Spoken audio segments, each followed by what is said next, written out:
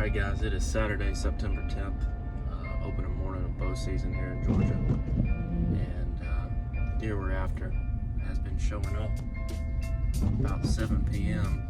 for the last 4 nights in a row, and we had some rain move in, and he has decided to start showing up middle of the night and seems to be a little hungrier than he has been.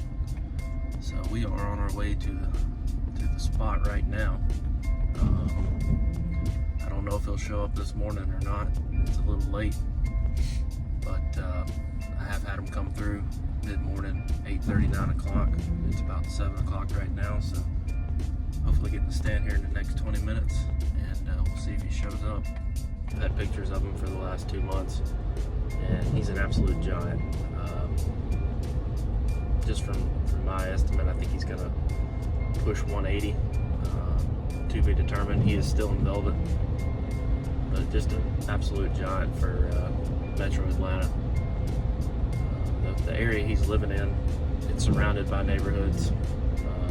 He's got a small patch of woods that he lives in, and he seems to stay in there most of the day, and at nighttime he comes out into the neighborhoods and feeds around on flowers or whatever he can get his mouth on. Ever since incorporating something for him to eat right on the edge of the patch of woods, he's been pretty consistent. Timing's not always the same every day, but he's been pretty consistent, at least every other day showing up. So I think it's just a matter of time when our paths cross. This area, I've had to do some door knocking to get permission, and I think I've got 5 spots that kind of surround this block of woods. So he's definitely staying in there. Just don't need him to get hit by a car or another hunter, and I don't believe there's any other hunters after him that I'm aware of. Not saying there's not, but I don't believe there is. So my setup for this deer, the area I've got permission to hunt, there's really not a good tree to set up in. So I've actually switched to a ground blind, and it's literally set up in the backyard of somebody's house in a big old flower bed.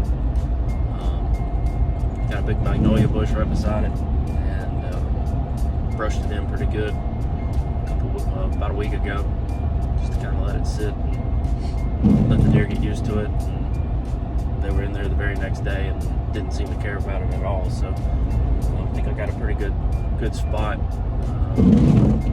Shouldn't get busted. The wind's right. I think that the biggest thing is for me to get from the driveway to the back of the yard without getting spotted this morning. That's my only real worry about getting in it. Alright, to give you a little update, as soon as I got here this morning, I walked around the backyard, and the deer I'm after was standing at the corn pop. So I had to quickly turn around. He didn't get spooked. I just acted like I was doing something in the driveway like a normal resident of the town would do. And he stood there for about 10-15 minutes, just continued to eat and hang out, and then he walked off. Right after he left, I had 2 more does walk in and fed around for a minute, and they walked off as well. So the second they walked out, I walked into the blind. So I just got set up. Been here about 30 minutes and already seen 4 deer. And I'm hoping he did get his fill already, and was planning on coming back here in the next few hours. So we'll see what happens.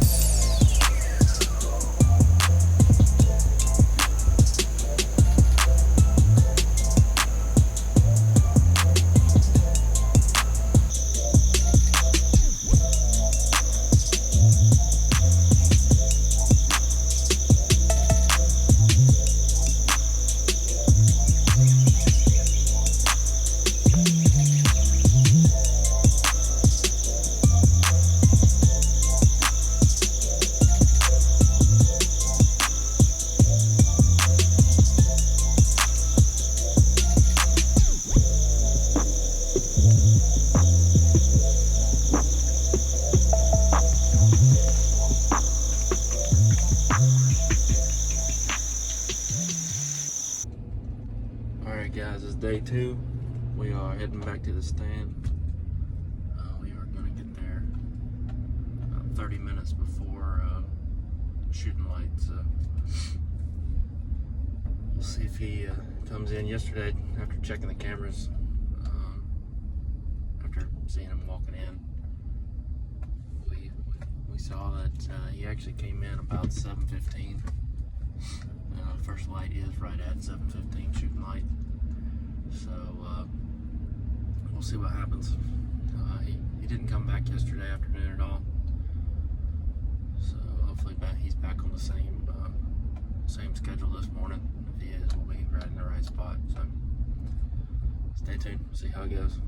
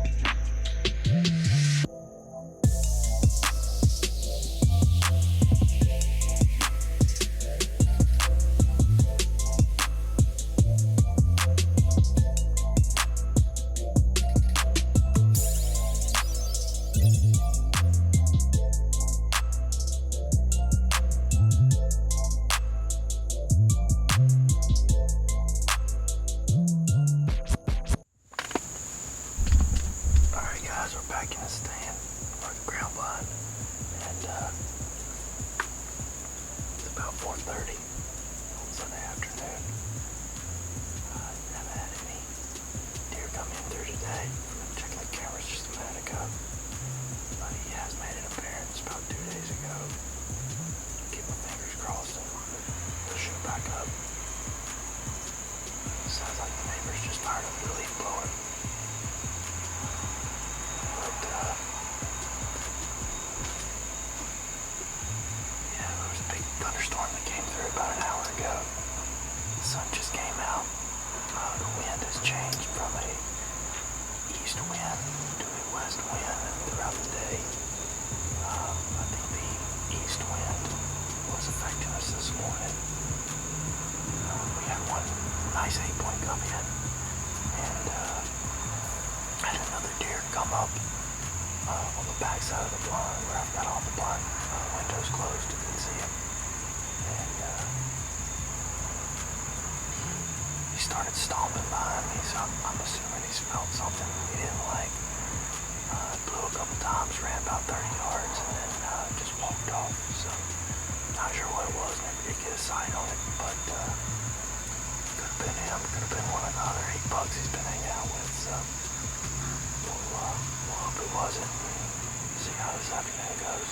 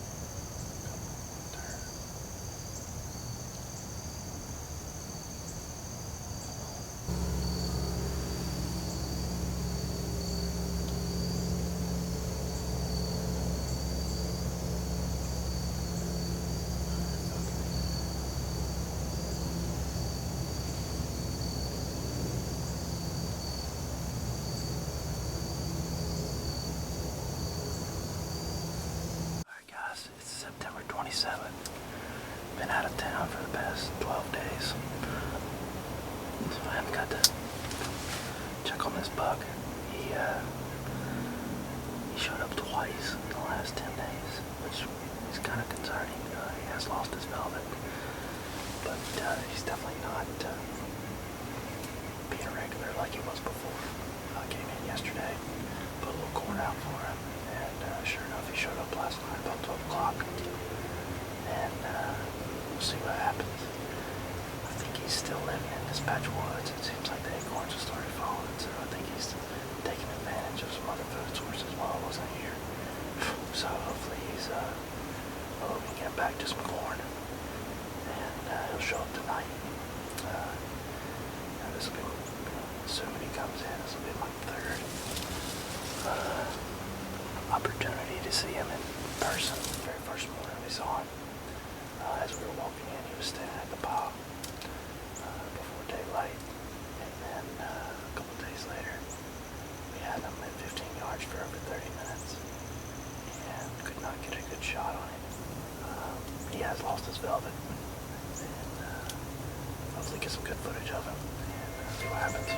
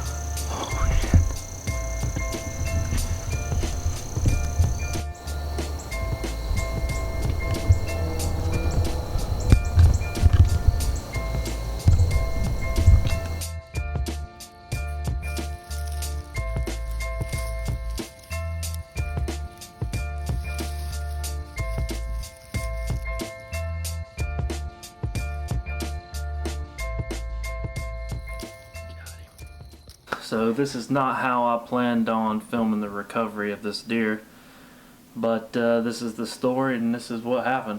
So basically after the shot you just saw, went searching for the deer, sat for about 30 minutes, thought I made a good shot on it, reviewed the footage, still thought I made a decent shot on the deer, and went tracking him.